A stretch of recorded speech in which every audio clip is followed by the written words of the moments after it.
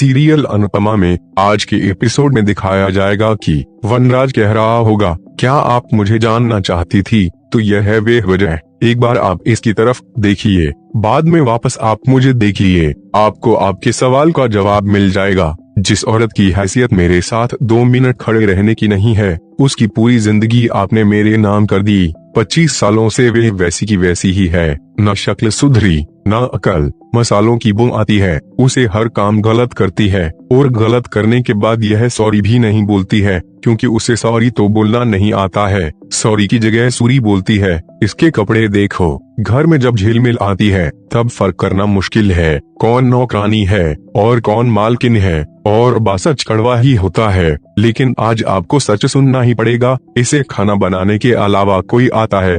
इसे मैं ना ही कभी ऑफिस की पर्सनल बातें शेयर करता हूँ और कभी इसे बाहर भी नहीं ले जा सकता हूँ। अगर इसे मैं बाहर ले गया और वहाँ जाकर इसने मेनू खोला तो सबको पता चल जाएगा कि यह कहाँ से आती है, और यह मेन्यू कार्ड रेस्टोरेंट में जाकर पढ़ भी नहीं सकती है, एक नाम भी नहीं पढ़ सकती है, और जो इसमें कम प्राइस होती है उस पर उंगली रख देती है। और हमें ऐसी रोने धोने वाली औरतों को महान दिखाने की आदत पड़ी हुई है। हाय बेचारी कितना काम करता है, हाय बेचारी कितना किचन में काम करती है, खाना बनाती है। नहीं चाहिए मुझे बेचारी, किसी को भी यह बेचारी नहीं चाहिए, लेकिन सभी लोग ये बोलने से डरते हैं और इस बात को एक्सेप्ट करने से डरते हैं। मुझे एक समझदार पढ़ी लिखी लड़की चाहिए थी, लेकिन मिली क्या मसालेदार, और ये मसालेदारी के साथ 25 साल कैसे गुजारे मैं जानता हूँ।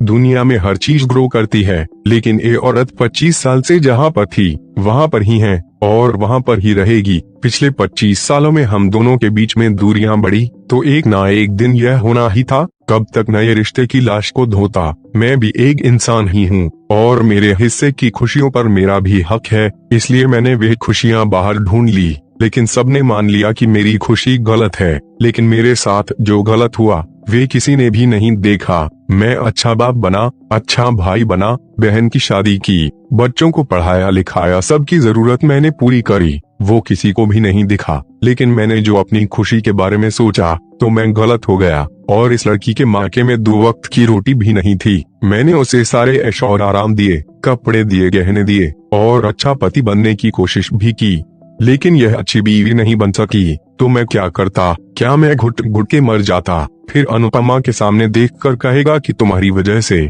मैंने खुशी बाहर ढूंढ ली, तुम्हारी वजह से मैं काव्या के करीब हुआ। तभी समर को गुस्सा आ रहा होगा और वनराज को चुप रहने के लिए बोल रहा होगा। तो वही वनराज तो कह रहा होगा कि तुम्हारी वजह से मेरा अफेयर हुआ, तुम्हारी वजह से मैं सबकी नजरों में गिरा, तुम्हारी वजह से आज मेरी पूरी फैमिली मेरे खिलाफ है। वो कहकर अनुपमा को पकड़ लेगा तो समर और तोसू उसे छुड़ाने की कोशिश कर रहा होगा। तभी बापूजी को गुस्सा आ जाएगा और वनराज को वहां जाकर धक्का मार देगा। बाद में उसे कहेंगे कि तेरे जैसा इंसान मैंने आज तक नहीं देखा, गलती तूने की और दोष मेरी बेटी को दे रहा है। गलती करने वाले माफी मांग लेते हैं, लेकिन तू सफाई पेश कर रहा है।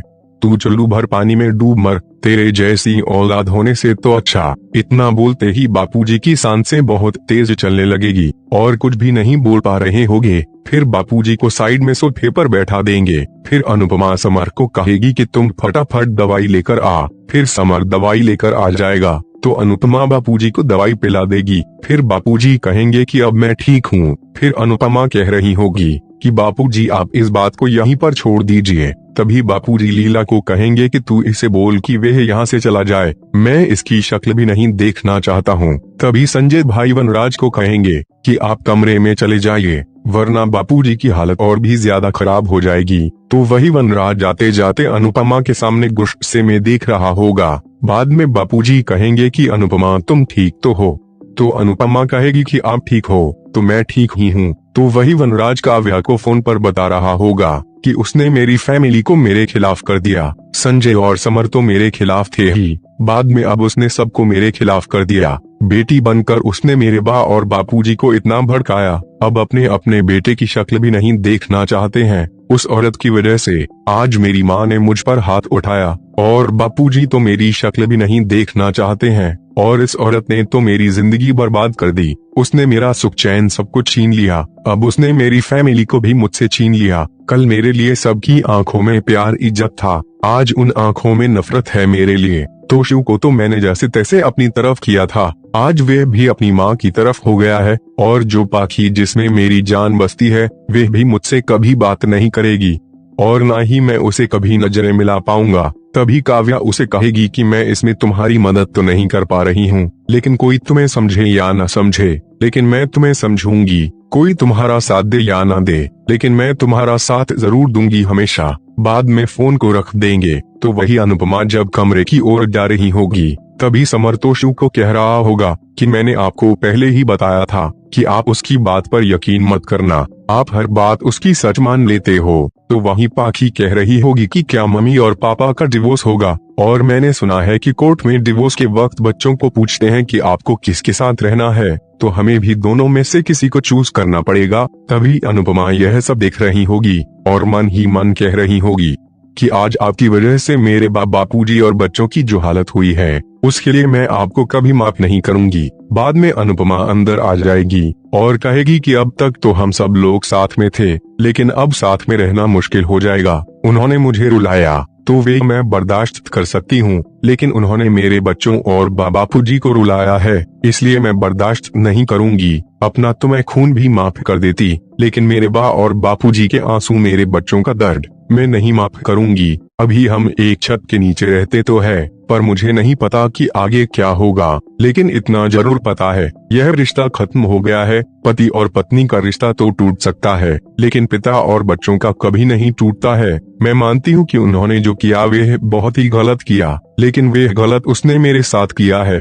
तुम तीनों के साथ नहीं पति, चाहे वह कैसा भी हो, लेकिन पिता है। बहुत ही अच्छे हो तुम लोगों के लिए, तो अपनी जान भी दे सकते हैं। और मैं तो सिर्फ इतना कहूँगा कि तुम सिर्फ वे मत देखो कि उसने मेरे साथ जो किया, बल्कि वे भी देखो जो तुम्हारे लिए इतने सालों से करते आ रहे हैं। तो वही बापूजी लीला को कह रहे होंगे कि हमें नहीं पता था कि हमारा ही खून हमें एक दिन खून के आंसू रुलाएगा, और लीला क्या कमी रह गई थी हमारे परवरिश में। तो वही अनुपमा कह रही होगी कि रही बात मेरी, तुम तीनों को और बापूजी को छोड़कर मैं कहीं पर नहीं जाने वाली हूँ। एक बार परछाई साथ छोड़ सकती है, लेकिन माँ कभी नहीं। लेकिन तुम्हारी माँ की एक बात हमेशा ध्यान रखना, जिंदगी में बड़ा बनने से पहले अच्छा बनना जरूरी है। पति पहले ही साथ रहे या ना रहे, लेकिन माँ बाप तो हमेशा साथ ही रहेंगे। तभी वहाँ पर संजय भाई दूध और नाश्ता लेकर आएंगे, तो अनुपमा समर तोसुआ और पाखी को खिलाएंगे। बाद में तीनों सो जाएंगे, तो अनुपमा तीनों पर आज फिर रही होगी। बाद में वे वहाँ से चली जाएगी और झूले पर बैठकर बहुत ही रो रही होगी। तभी वहाँ पर डोली बहन आएगी, तो अनुपमा उसे कहेगी कि आपको जो भी कहना है वे कह दीजिए डोली बहन, अब मुझे किसी भी बात का बुरा नहीं लगता है। तो फिर डोली कहेगी कि मुझे पता है कि जो भी हुआ वे गलत ही हुआ है, भाई ने जो किया वे बहुत गलत किया, और आप भाई से अलग मत होइएगा। तभी आज का एपिसोड खत्म हो जाता है। कल के एपिसोड में दिखाया जाएगा कि बापूजी कह रहे होंगे कि मैं हमेशा कहता हूँ जीवन के बड़े फैसले कभी गुस्से में या जल्दबाजी में नहीं लेना चाहिए, इसीलिए कल रात मैंने अपना फैसला नहीं सुनाया था। कल रात मैंने अच्छी तरह से सोच विचार करने के बाद मैंने फैसला किया है कि वनराज मेरे घर में नहीं रहेगा। यह सुनते ही वनराज के पैरों तले जमीन खिसक जाएगी। तो दोस्तों, आपको क्या लगता है, अब वनराज को घर छोड़कर जाना पड़ेगा या फिर